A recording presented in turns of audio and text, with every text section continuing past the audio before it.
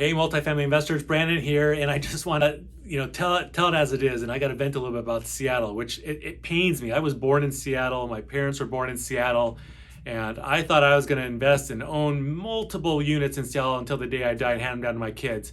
Well, things change. The politics and the environments change.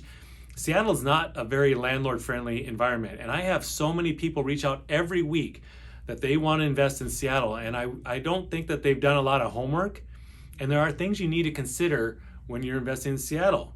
The landlord-tenant laws are very strict. There are programs now that if you try to bump tenants above 10% on their rent, you may have to pay them 3 times the rent and help them move out to find a new place. I'm not kidding. This kind of stuff is what's happened in Seattle. It's called like an economic relocation deployment assistance thing or something like that. And the notices that you have to give in terms of rent increases and all that have changed quite a bit. You can't screen for felons anymore. Can you believe that? You can't even screen for someone who has a criminal history.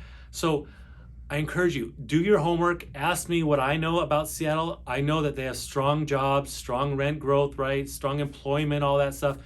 But what you have to know is if you're not investing in A-class properties for Amazon software engineers who are probably going to be very low risk, if you're looking at B or C class or worse properties in the city of Seattle, you are really playing with a loaded gun, in my opinion. And there are a lot of things that you need to know, and it's a full-time job just as a property manager or a real estate broker to understand, even an attorney, to know all the changing laws are happening. So how are you going to stay on top of that if you're working a 9 to 5 and you only have 30 minutes a week to kind of like research it?